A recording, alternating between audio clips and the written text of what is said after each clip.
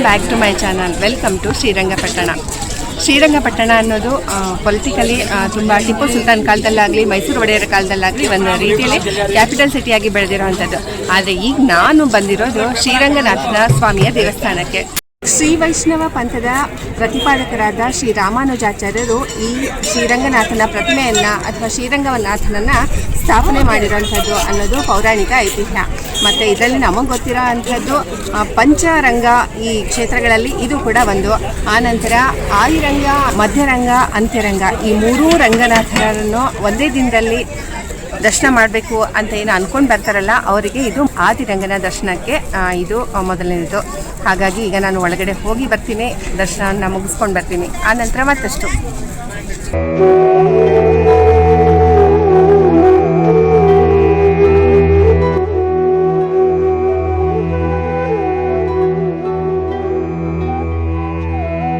ಶ್ರೀರಂಗಪಟ್ಟಣ ಕಾವೇರಿ ನದಿಯ ಮಧ್ಯದಲ್ಲಿರುವ ಒಂದು ದ್ವೀಪ.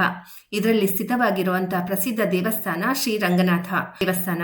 ಇಲ್ಲಿ ಶ್ರೀರಂಗನಾಥ ಸ್ವಾಮಿಯು ಅಂದರೆ ಭಗವಾನ್ ವಿಷ್ಣುವಿನ ವಿಶ್ರಾಂತಿ ಸ್ಥಿತಿಯಲ್ಲಿರುವ ರೂಪವನ್ನು ಪೂಜಿಸಲಾಗುತ್ತೆ.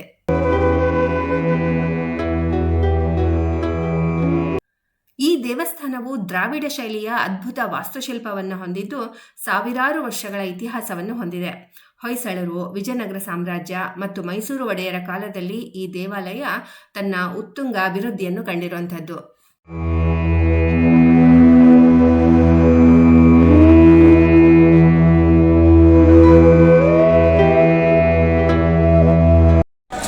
ನಾನೀಗ ಒಳಗಡೆ ಹೋಗಿ ಶ್ರೀರಂಗನಾಥನ ದರ್ಶನ ಮುಗಿಸ್ಕೊಂಡು ಬಂದೆ. ತುಂಬ ಚೆನ್ನಾಗಿ ದರ್ಶನ ಆಯಿತು. ಆ್ಯಕ್ಚುಲಿ ತುಂಬಾ ರಶ್ ಇತ್ತು. ಫ್ರೀ ಎಂಟ್ರಿ ಕೂಡ ಇದೆ, ಸ್ಪೆಷಲ್ ಟಿಕೆಟ್ ಕೂಡ ಇದೆ.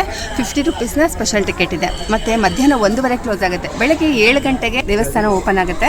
ಪೂಜೆ ಟೈಮಿಂಗ್ ಮಾತ್ರ ಇರೋದು ಬೆಳಗ್ಗೆ 7 ಗಂಟೆಯಿಂದ ಬೆಳಗ್ಗೆ 9 ಗಂಟೆವರೆಗೂ. ಆಮೇಲೆ ನಂತರ ದರ್ಶನ ಇದೆ. 1:30ವರೆಗೂ ಕ್ಲೋಸ್ ಆಗುತ್ತೆ. ಆನಂತರ ಸಂಜೆ 4 ಗಂಟೆಯಿಂದ ಓಪನ್ ಆಗುತ್ತೆ. ಹಾಗಾಗಿ ನಾನು ಬರುವಾಗ ಸ್ವಲ್ಪ ಮಧ್ಯಾಹ್ನ ಆಗಿತ್ತು, ಹಾಗಾಗಿ ರಶ್ ಕೂಡ ಇತ್ತು. ಮತ್ತು ಅದನ್ನು ಬಿಟ್ಟರೆ ಒಳಗಡೆ ತುಂಬ ದೊಡ್ಡದಂತಲ್ಲ, ಮೀಡಿಯಂ ಆಗಿರೋ ದೇವಸ್ಥಾನ. ವಿಜಯನಗರ ಕಾಲದಲ್ಲಿ ಕಟ್ಟಿರೋವಂಥದ್ದು ಅಂತ ಹೇಳ್ತಾರೆ. ಆ ನಂತರ ಕಲ್ಲಿನ ದೇವಸ್ಥಾನ ಇದೆ. ಮತ್ತು ಒಳಗಡೆ ತುಂಬ ಚೆನ್ನಾಗಿ ಶ್ರೀರಂಗನಾಥನು ಆದಿಶೇಷನ ಮೇಲೆ ಪವಡಿಸಿರುವಂಥ ವಿಗ್ರಹದ ದರ್ಶನ ಮುಗಿಸ್ಕೊಂಡು ಹೊರಗಡೆ ಬಂದೆ.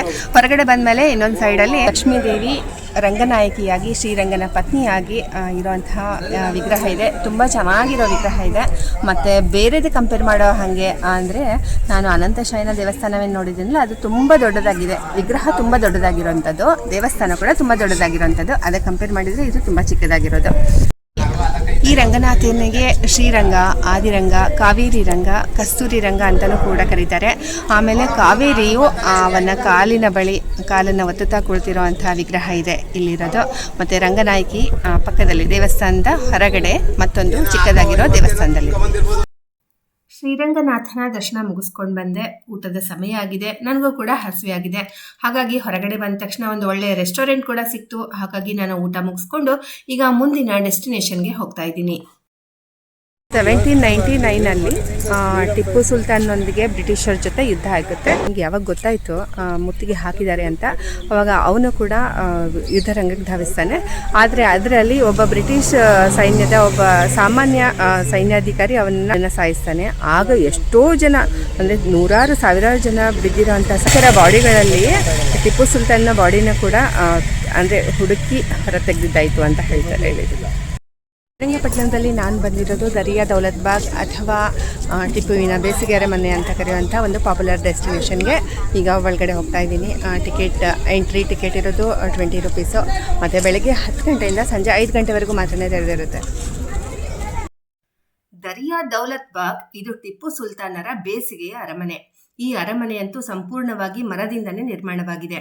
ಅದರ ಗೋಡೆಗಳ ಮೇಲೆ ಅದ್ಭುತ ಚಿತ್ರಕಲೆಗಳನ್ನು ನಾವು ಕಾಣಬಹುದು. ಟಿಪ್ಪು ಸುಲ್ತಾನರ ಯುದ್ಧಗಳು, ಅವರ ಜೀವನ ಶೈಲಿ, ಆ ಕಾಲದ ಇತಿಹಾಸಗಳನ್ನೆಲ್ಲ ಈ ಫೋಟೋ ಅಥವಾ ಈ ಚಿತ್ರಕಲೆಗಳಲ್ಲಿ ನಾವು ಕಾಣಬಹುದು.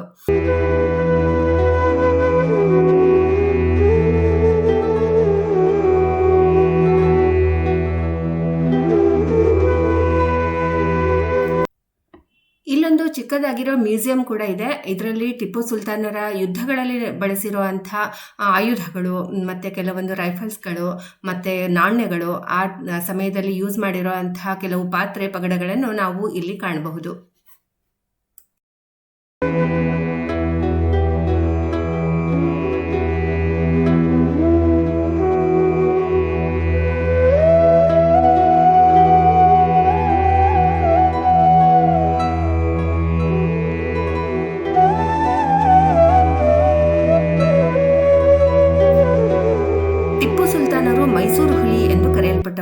ಈ ಸ್ಥಳವನ್ನು ಅವರು ತಮ್ಮ ವಿಶ್ರಾಂತಿಗಾಗಿ ಬಳಸ್ತಾ ಇದ್ರು. ಈ ಅರಮನೆಯ ಸುತ್ತಲೂ ಈ ಸುಂದರ ಒಂದು ಉದ್ಯಾನವನದ ನಡುವೆ ಇರೋದ್ರಿಂದ ಇಲ್ಲಿ ಸುತ್ತಾಡುವುದೇ ಒಂದು ವಿಶಿಷ್ಟ ಅನುಭವ ನೀಡುತ್ತೆ.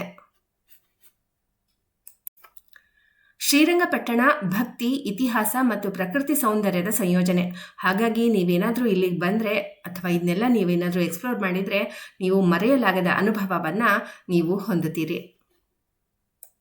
ಈ ಬಾರಿ ನಾನು ಬಂದಿದ್ದು ಮೈಸೂರಿನಿಂದ 1 ದಿನದ ಟ್ರಿಪ್ಗಾಗಿ, ಅದು ಅಂದರೆ ಶ್ರೀರಂಗಪಟ್ಟಣಕ್ಕೆ. ಆದರೆ ನಾನು ಮೊದಲು ಬಂದಿದ್ದು ಕರಿಘಟ್ಟಕ್ಕೆ, ಆನಂತರ ನಿಮಿಷಾಂಬದೇವಿ ದೇವಸ್ಥಾನ ಮುಗಿಸ್ಕೊಂಡು ಆನಂತರ ಶ್ರೀರಂಗಪಟ್ಟಣ ಅಂದರೆ ಮೇನ್ ದೇವಸ್ಥಾನ ಶ್ರೀರಂಗನಾಥನ ಸ್ವಾಮಿ ದೇವಸ್ಥಾನಕ್ಕೆ ಹೋಗಿ ಬಂದೆ. ಆಮೇಲೆ ದರಿಯಾದ ಇವತ್ತಿಗೂ ಕೂಡ ಬಂದೆ. ತುಂಬ ಚೆನ್ನಾಗಿರೋ ಒಂದು ಪ್ಲೇಸಸ್ಗಳನ್ನ ನಾನು ಇವತ್ತು ಕವರ್ ಮಾಡಿದ್ದೀನಿ. ಈ ವಿಡಿಯೋ ನಿಮಗೆ ಹೇಗೆ ಅನ್ನಿಸ್ತು ಅಂತ ನನಗೆ ಖಂಡಿತ ಕಮೆಂಟ್ ಮಾಡಿ ತಿಳಿಸಿ. Thank you for watching.